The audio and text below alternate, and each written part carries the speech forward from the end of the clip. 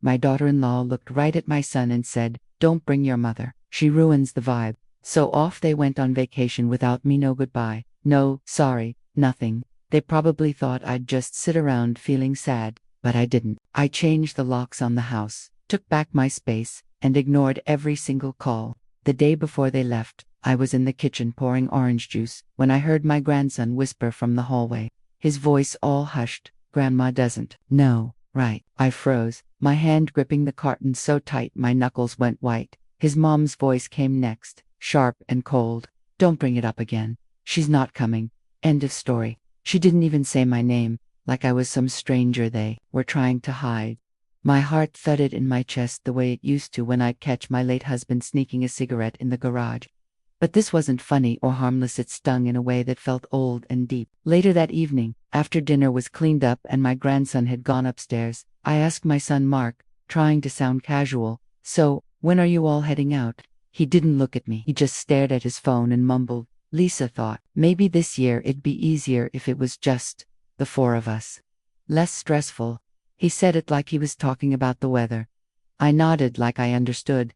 I even smiled a little. But inside, I felt hollow. I didn't ask who planned the trip, or who paid, or if they remembered sunscreen for the kids. I just sat alone in the living room, staring at a family photo on the wall, the one from our last beach trip, when I held the camera, and no one asked me to be in the picture. That night, I didn't cry. Not because it didn't hurt, but because the pain felt so old and dry, like a wound that never healed right. I barely slept. I lay there in the dark, listening to them pack their suitcases. I heard Lisa snapping at the kids to fold their clothes faster. I heard Mark asking where the passports were. They moved around like I wasn't even there, like I was just the maid they forgot to fire. In the morning, Lisa gave me a bright, fake smile and chirped, "Thanks for watching the house." As they dragged the luggage out the door, Mark didn't even glance back. My grandson gave me a little wave from the back seat, like he wasn't sure he should. I waved. Then I locked the door behind them and stood there in the quiet. I walked straight to the office and opened the drawer my husband always told me to keep locked. Inside was the deed to the house, old and yellowed, but my name was still printed clear as day, just my name. I let out a short, surprised laugh. They really thought they could push me out of my own home, like I was some dusty old lamp they didn't want anymore. I sat down in the same chair where Mark used to do his homework. I looked around at all their stuff, their photos, their cheap throw pillows, Lisa's ugly chalkboard in the kitchen that said, "Love rules this house." But love didn't make them leave me out. Fear didn't either. It was just that I was inconvenient. I was the reminder that they hadn't built this life all on their own. They wanted to pretend I didn't matter. But I wasn't angry. I wasn't plotting revenge. I was just done. That night, I changed all the locks. I took down that chalkboard and tossed it in the trash. I opened the windows to let fresh air in. Then I took a long bath, put on my old robe, and sat in the living room with a glass of wine, staring at the front door like I dared them to try coming back. They didn't know it yet, but something had shifted in me.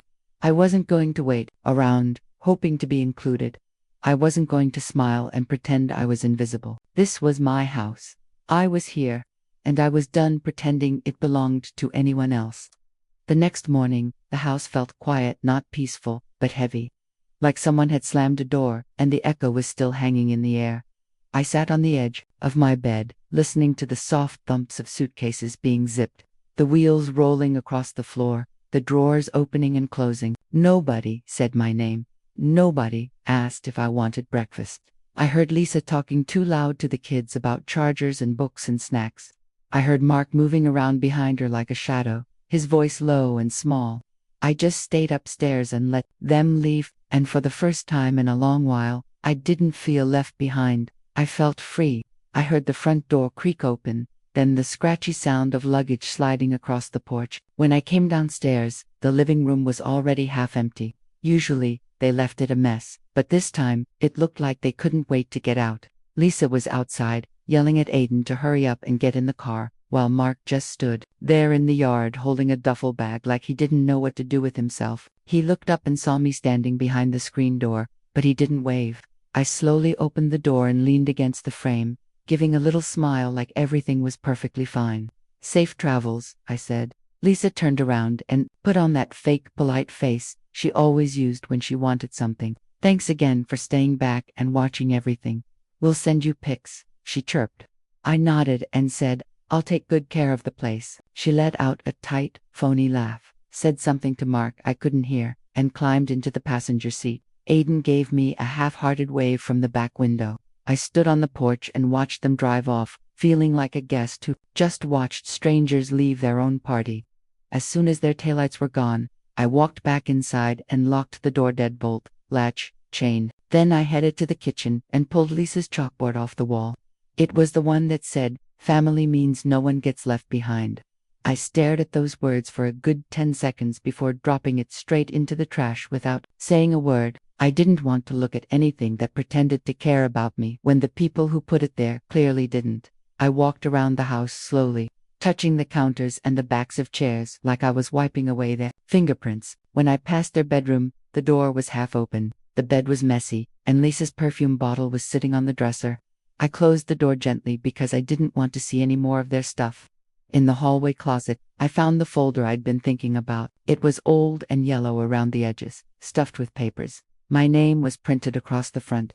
I sat at the kitchen table and opened it, already bracing myself for what I knew was there. Sure enough, the house deed was right on top.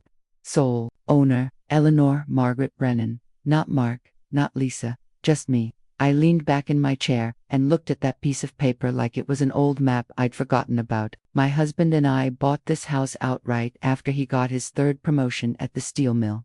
We raised our boys here. I cooked every dinner, wrapped every Christmas gift, patched every skinned knee, and threw every birthday party. But somewhere along the way, they started acting like it belonged to them. Like I was just lucky they let me stay. I stood up, tucked the deed under my arm, and carried it to my bedroom. I slipped it into the fireproof box in my closet, the one nobody else ever touches. Then I grabbed my purse and drove to the hardware store. I bought new locks for every door, front, back, side, and garage. The young man at the counter asked if I needed help installing them. I smiled and told him, "No, I've been fixing things longer than you've been alive." By the time the sun went down, every key they had was useless. I tossed the old locks in the trash on top of Lisa's chalkboard. That night, I made a cup of tea and sat on the back porch, watching the last bit of daylight fade from the yard. For the first time in years, the house felt like it was breathing along with me, not in spite of me. No shouting, no doors slamming, no footsteps stomping overhead. Just me and the quiet. I wasn't plotting revenge. I wasn't even angry anymore. I just finally saw things clearly. They didn't see me as family, so I stopped pretending I was. The next morning, I woke up early out of habit, but the silence felt so full it almost hugged me. No kids thumping down the stairs, no Lisa yelling about chargers or lost socks, no cartoons blaring on the TV. I stood in the hallway, barefoot, realizing I hadn't heard peace like that in years. It wasn't just quiet, it was clean and undisturbed, like the house had finally let out a long sigh. I brewed real coffee. Not the cheap instant kind Lisa always bought. I poured it into my old ceramic mug, instead of one of their plastic travel cups. I sat at the table and took my time drinking it. Every sip tasted like freedom. After breakfast, I grabbed a garbage bag and started clearing out all the junk they'd filled the place with. The tacky signs that said "Good Vibes Only" and "Home is where the Wi-Fi connects." Gone. The messy mail basket stuffed with credit card offers and coupons. Gone. The bowls of fake lemons. The stained bath mat Lisa never bothered to clean. All of it went into the trash. Then I went into the room that used to be the guest bedroom but had turned into a dumping ground for their unopened boxes and forgotten junk. I started dragging it all to the garage. I wasn't even mad. I just felt lighter. With every piece I cleared out, the house felt a little more like mine again. I opened the windows in every room and let the fresh air in, and for the first time in ages, I didn't feel like I was tiptoeing around someone else's life. I made myself a sandwich and ate it right there in the living room, feet propped up on the coffee table. No coasters, no one making a comment about crumbs or rules. I texted my friend Doris to see if she wanted to come over for some wine. She sent back a laughing emoji and said, "Hell yes." At 4, I drove to the store and bought a bottle of Cabernet, a box of crackers, and that nice aged cheddar I never used to buy because someone always complained it was too strong. Not today. Doris showed up just after 5. She stepped inside, looked around, and said, "You cleaned house, literally." I handed her a glass of wine and smiled. I reclaimed it. We sat out back in the spot where the kids used to kick soccer balls against the fence. I told her everything: the vacation, the whisper I'd overheard, how I changed the locks. She didn't interrupt me once. She just listened, nodding now and then, looking at me like she was seeing a brand new version of the woman she'd known for years. "Finally," she said, "you finally snapped." I shook my head. "No, I finally stopped swallowing it." After she left, I washed the glasses, wiped the counters, and walked through every room in the house. Each one was tidy, not because I'd cleaned it up for someone else, but because I wanted it that way. No more waiting for permission. No more tiptoeing around other people's messes. I ended up in the living room and sank into my husband's old chair, the same chair Mark used to pretend was a spaceship when he was 6. I rested my hand on the armrest, thinking about how far away that sweet little boy was from the man who let me get pushed aside like I didn't matter. But I wasn't bitter. I was wide awake. That night I went to bed with every door locked, the deed to the house tucked safely in its box, and a quiet, strong feeling in my chest. For the first time since I'd signed the mortgage, I knew this was my house, not theirs, not shared, not something we had to agree on. Mine. 3 days later, they came back. I knew the moment the motion light flicked on in the driveway and the soft rumble of the engine rolled up. I didn't get up. I was sitting in the back room, crocheting something I hadn't done in years, letting the feel of the yarn and the hook keep my hand steady while my heart waited. I heard car doors open, then tired, irritated voices. The key jingled in the lock. A few clicks, then a harder rattle, then nothing. I stayed in my chair. Mark knocked, slow and cautious. "Mom," he called, sounding like he hoped this was all just a mistake. I didn't answer. "Mom, it's us." He tried again, louder this time. "Something's wrong with the lock." I waited a moment before standing up, quiet as a breath. I walked into the kitchen and peeked through the curtain. I saw Lisa pacing back and forth, arms crossed, her mouth moving fast as she hissed at Mark. He pulled out his phone and called me. I watched my phone light up on the counter across the room. I didn't touch it. A few seconds later, a voicemail came in. Then another. I could hear the kids know Aiden asking if Grandma was mad, the little one starting to cry because she needed to pee. Lisa's voice was getting sharp and loud. "She changed the locks, are you kidding me?" Mark tried the knob again, then walked around to the garage. That lock was changed to. I watched him tug at the side door, his shoulders drooping a little more each time he failed. 10 minutes passed, then 15. Finally, the engine started up again. I watched the taillights fade down the street, the same way I had a week ago. Only this time, they weren't heading off on vacation. This time, they had nowhere else to go. I sat back down, heart beating fast, but not with fear, with something stronger, certainty. I was done being invisible. That night, around 10:30, my phone buzzed again. It was a number I didn't recognize. I didn't pick up, but the voicemail came through right after. Mark's voice was tight and low. "Hey, we're at the Motel 6 off Route 12, just for the night. I'll call again tomorrow. Maybe we can talk then."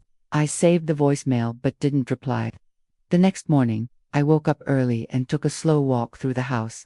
The sun was coming through the hallway windows just right, lighting up the floorboards I'd polished by hand. Everything was clean. Everything was still. It was mine. Around noon, I went to the pantry and grabbed a hammer. I took down the old family portrait, the one with Lisa's stiff fake smile, and my face squished in at the end, like they'd only added me in at the last second. I pried open the back of the frame, slipped the picture out, folded it in half, then folded it again, and dropped it in the trash. Then I took out a different photo. One of me and my boys when they were little, standing in front of this same house. I hung it right back up in the same spot. Let them see it. Let them remember who built this home and who it belonged to before they ever showed up. That evening, for the first time in years, I felt at home. I poured myself another glass of wine and sat out on the porch. I looked across the yard at the garden I used to take care of before Lisa decided she didn't like messy plants. My eyes rested on the chipped lawn gnome Aiden had painted when he was 6, the one Lisa called tacky and shoved into the shed. I'd brought it back out and set it front and center. Let them see everything they tried to hide. Let them feel the empty space where their sense of entitlement used to be. As the sun dropped low, the porch light flicked on. I stayed there in the cool breeze, the phone sitting silent next to me. I imagined them all crammed into a little motel room with buzzing lights and thin blankets, wondering how I could be so heartless. But it wasn't heartlessness, it was clarity. They drew the line first. I just built the wall to match. By the third day of quiet, their calls started to sound different. Mark had left 3 voicemails the first night, each one polite, but more strained than the last. By day 2, Lisa took over. Her voice was sharp and smug. Real mature. Eleanor, locking your own family out of their home. Hope that makes you feel powerful. I deleted that one without even thinking twice. On the 4th day, I got a letter not from them, but from a lawyer's office in town.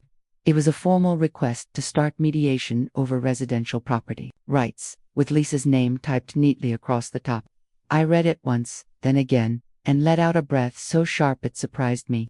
They were actually trying to make it official, to claim part of something that had never belonged to them. I didn't call anyone. I didn't cry. I walked straight to the laundry room and opened the locked cabinet behind the old mop and step stool. My husband had kept every bill and record there since the 1980s.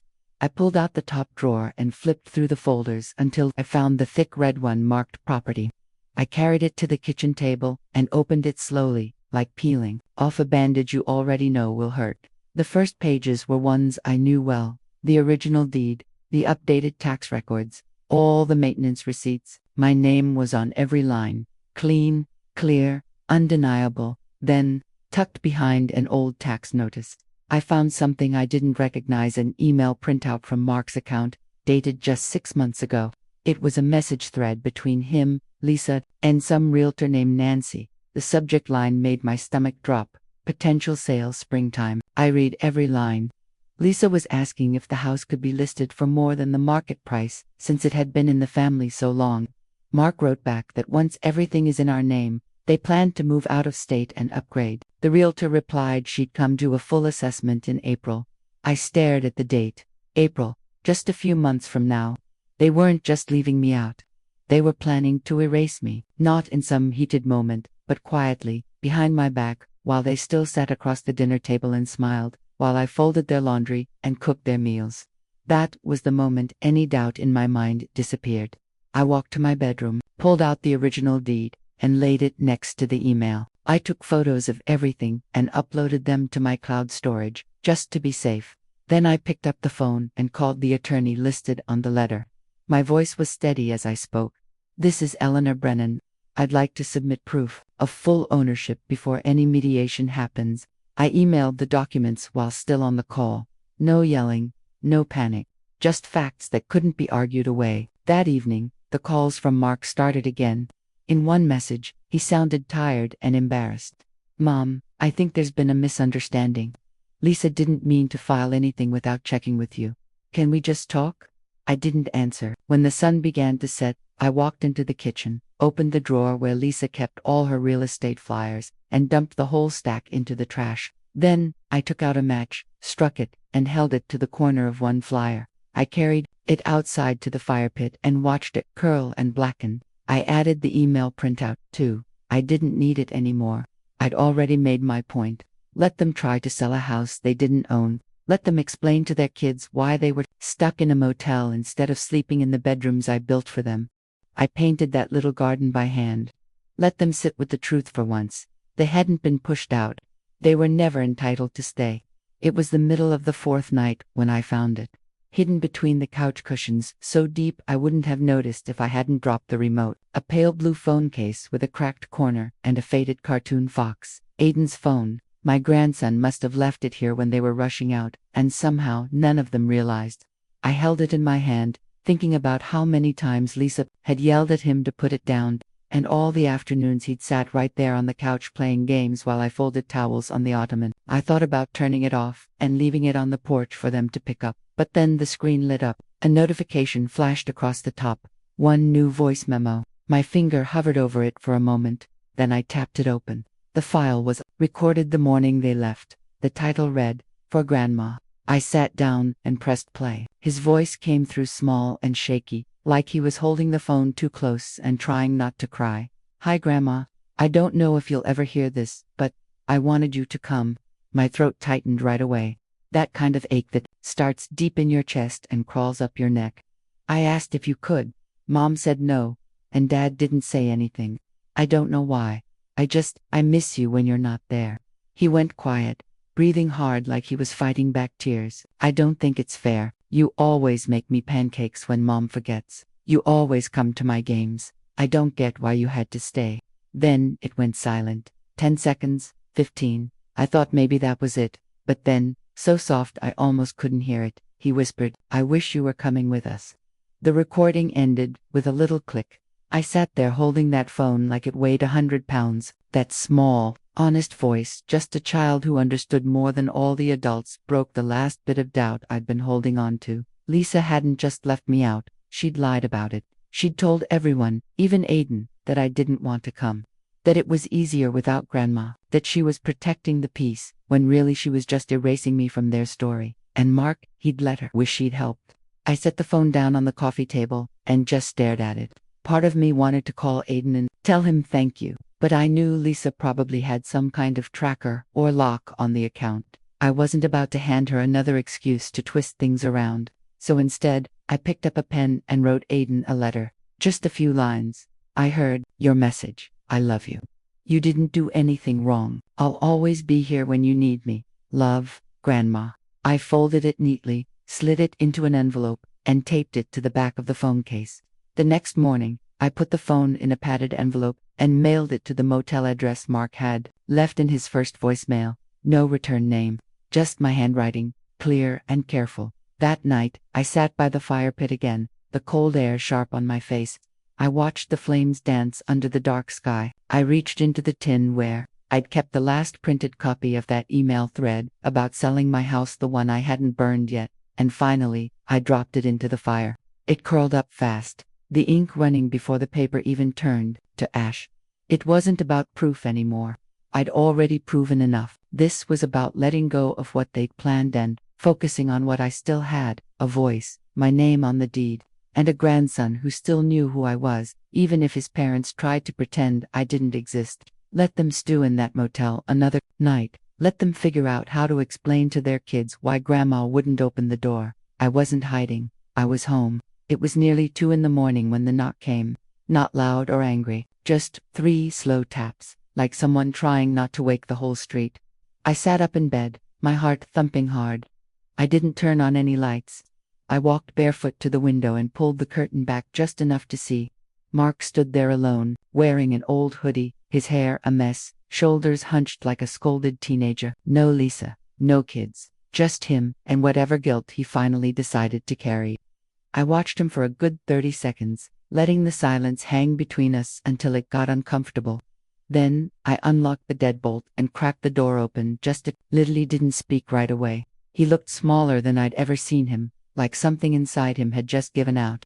I didn't know where else to go, he said finally. His voice was low and tired. Lisa, she left, took the kids and went to her sister's. She says she's done. Blamed me for everything. He rubbed his face, and I could see the dark circles under his eyes, even in the porch light. I'm not asking to stay, he said. I just needed to see you. I didn't move, didn't open the door any wider. I looked at him hard, like I was searching for any sign of the boy he used to be, the one who left me wildflowers on my pillow after a spelling test. You let her do this to me, I said. My voice was flat, calm.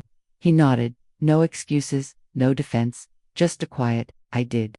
The way he said it, no arguing, no trying to spin. It broke something I didn't even realize was still holding on inside me. I opened the door just wide enough to let in the cold air. The house isn't open, I said evenly, but the shed has a working light and a space heater.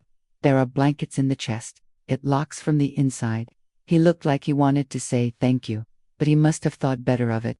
He just nodded, stepped back into the night, and walked toward the backyard. I watched through the window as he opened the shed door. He paused there for a second, like he was bracing himself to feel ashamed, and then he stepped inside. I stood in the dark with my arms crossed and my jaw clenched so tight it hurt. This wasn't some big victory. This wasn't revenge. This was just a grown man who had let his wife push his own mother out of her house, and now he finally had to feel the weight of it. I knew Lisa wouldn't be coming back. Women like her don't stay when things get uncomfortable. She liked to have all the control, and the moment she lost it, she ran. but Marquis would have to sit with the quiet she left behind. Around 5:30 in the morning, I got up and made a fresh pot of coffee. I poured 2 cups, one for me, one for him. Then, I walked out to the shed and knocked twice before I stepped in. He was sitting on the old folded cot, wrapped up in a quilt from the guest room. His eyes were red and tired. I handed him the cup without saying anything, and he took it with both hands like he was scared it might slip if he didn't hold on tight enough. We sat there in silence for a while, just letting the warmth from the coffee fill the space between us. Finally, he spoke. "I should have stopped it a long time ago," he said, voice low. "I kept telling myself you were fine with everything. That you didn't mind." I looked straight at him. "That's what made it worse." He swallowed hard. "I didn't protect you. And you always protected me." I didn't tell him it was okay. I didn't pretend it didn't matter. I just let the truth sit there between us and real, the way it needed to be. "You don't get the house," I said quietly. "You don't get a room, but you get this moment, one night, to understand what you threw away." He nodded slowly, staring down at the floor. "I'll sleep in my car tomorrow," he said. I stood up, finished my coffee, and walked out. I didn't look back. I didn't have to. That was the first night in years my son really saw me not as a background helper, not as the person who cleaned up every mess, but as the woman who gave him everything, and finally took it back. The next morning, I didn't check the shed. I didn't peek out the window like a worried mother hoping to smooth things over. I poured my coffee, made some toast, and sat at the kitchen table like it was any other day. Around 9, I heard the shed door click open. Mark stepped out onto the porch slowly, like he wasn't sure he was still allowed to be seen. He didn't knock, he just stood there for a second with his hands shoved in his pockets, and then, finally, he turned and walked away. I watched from the side window as he headed down the driveway. No suitcase, no fuss, nothing. He looked like a man who had finally run out of ways to pretend he was the victim. I thought that was the end of it. I figured he'd go running back to Lisa, beg her to come home, and try to patch things up with a few soft apologies. But that afternoon, I heard his car again. He didn't get out right away, so I went to the porch and leaned against the railing, waiting. When he finally stepped out, he wasn't carrying bags or excuses. He was holding an old photo album I hadn't seen in years. "I found it in the garage," he said, voice quiet but steady. "It was under the holiday bins." I didn't say anything. He opened it to a picture of the 3 of us at the beach, him, about 9, Sam, 12, my late husband behind the camera. Mark's face was sunburned and squinting, and I was standing behind the boys, my arms on their shoulders. All of us were grinning like we didn't know how fast it would all fall apart. "You used to sit with us after dinner and make us name 5 things we were grateful for," he said. "I used to hate it, but now I get it." He looked up at me, eyes clearer than I'd seen them in years. "I didn't just let Lisa push you out. I needed her to, because you reminded me of who I used to be. And I couldn't stand seeing how far I'd let that go." I crossed my arms. He let out a slow breath. "Now, I'm not sure who I am anymore, but I don't want to keep pretending you were the problem. You weren't. You were just inconvenient to the life I thought I was supposed to build." I studied his face, trying to see if this was another act, just another apology to make himself feel better. But there was something different in him. Less defense, more quiet wreckage. "I'm staying at a friend's for a few weeks," he added. "Lisa's not coming back. She said I had to choose between being her husband and being your son. And I finally realized I never stopped being your son. I just started acting like someone else's." I didn't cry. I didn't rush to hug him. I just said, "I'm not interested in starting over. I'm interested in starting honest." He nodded. "That's fair." I took the photo album from his hands and flipped through a few pages, my fingers tracing the faces of people I'd once fought so hard to keep under one roof. "You can visit," I said, "but you won't stay. This house isn't your safety net anymore." He didn't argue. "I know. I don't want the house anymore. I just want you to know I remember how it felt when we were good, and I want to get back there if you'll let me." I closed the album, walked past him, and left the door open, not wide, but just enough. That night, I made dinner for 1. But I set out to Forks, not because I expected company, but because I'd spent too many years setting the table for people who never saw me. This time, I'd decide who sat across from me and why. 2 weeks passed before I heard from Mark again. He didn't call or text. He just showed up late one afternoon, driving a different Carius sedan that looked tired and worn. When he stepped out, he was wearing a button-up shirt, his hair neatly combed, and he was holding a thin envelope. I met him on the porch, not with suspicion, but with the kind of calm you have when you finally know you've got nothing left to lose. "It's done," he said as he handed me the envelope. I opened it and saw words I never thought I'd see in real life. Final judgment of dissolution of marriage. Lisa had signed. He had signed. It was all official. "She's staying with her sister in Oregon," he said. "She wants a clean break. Says the kids can visit once things are stable." I didn't know what to say, not because I wanted her back in his life, God. No, but because it was strange to watch the life he had built with her just fall apart like that. "I'm not asking for pity," he added quickly, like he could see all the thoughts running through my head. "I just wanted you to know it's real. And not because she made me choose, because I finally saw what choosing her had cost me."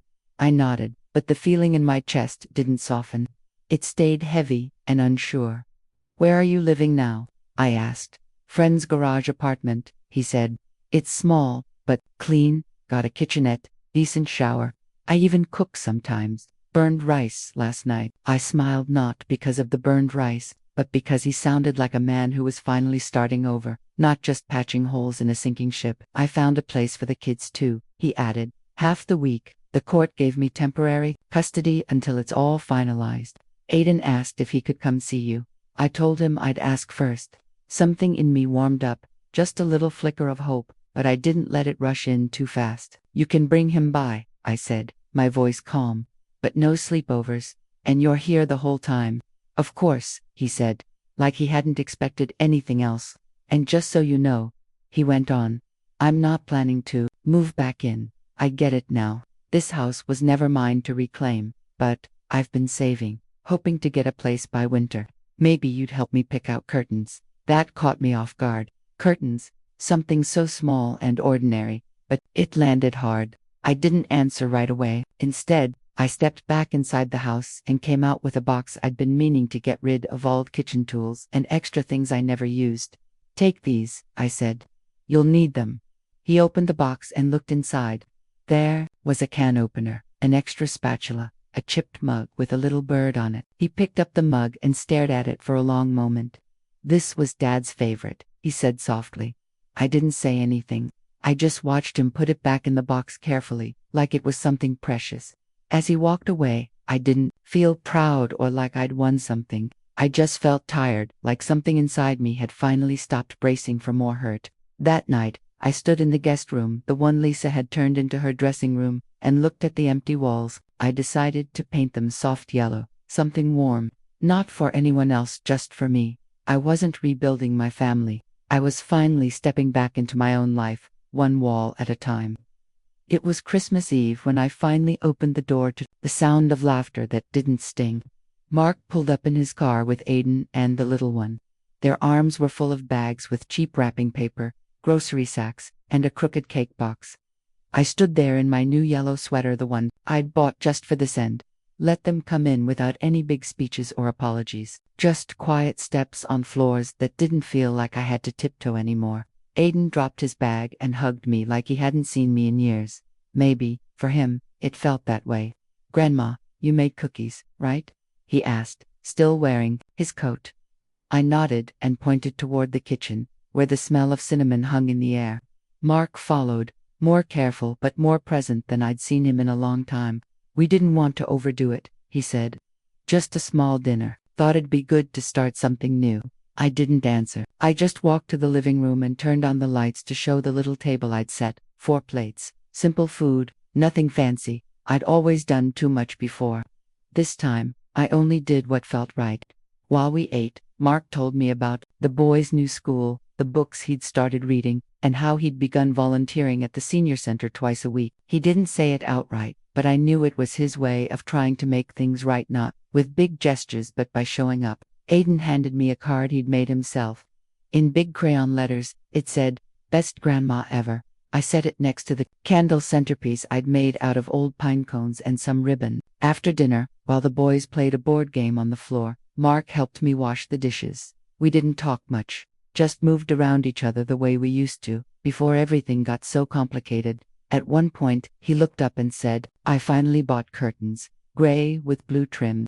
I remembered you always said neutrals were boring. I smirked. They are. Then he said, the mug's on the top shelf. I use it every morning. I stopped for a moment at the sink, my hands still wet, my heart fuller than I wanted to admit. I just nodded once and handed him another plate. Before they left, Aiden looked up at me and asked, can I come back next week? I want to help paint the garden gnome. The colors are all faded. I smiled. Bring your own brush. As they walked out the door, I saw Mark pause and glance up. His eyes landed on the new sign I'd hung above the kitchen doorway. It was made from old wood I'd painted a soft cream. The words were simple. This house remembers. He didn't say anything. He just stood there for a second too long, like the words were sinking in. Then he gave me a quiet goodnight. I locked the door behind them, turned off the lights, and stood alone in the living room. But the silence didn't feel lonely anymore. It felt like something I'd earned. It wasn't just empty, it was peaceful. I walked through the house, slowly, letting my hand brush over the walls, the furniture, every spot that felt like it truly belonged to me again. Not because I forced anyone out, but because I finally stopped giving everything away. I made myself a cup of tea and sat down, in my husband's old chair. The Christmas tree lights blinked softly in the dark, steady and calm. For the first time in years, I didn't feel like I was waiting for someone to notice me. I didn't need to be the one who fixed everything, who smoothed things over, or who stayed quiet to keep the peace. I was the woman who owned this house, the one who knew when to stay silent and when to speak up. And I wasn't invisible anymore. I was home, under my roof, by my rules, always.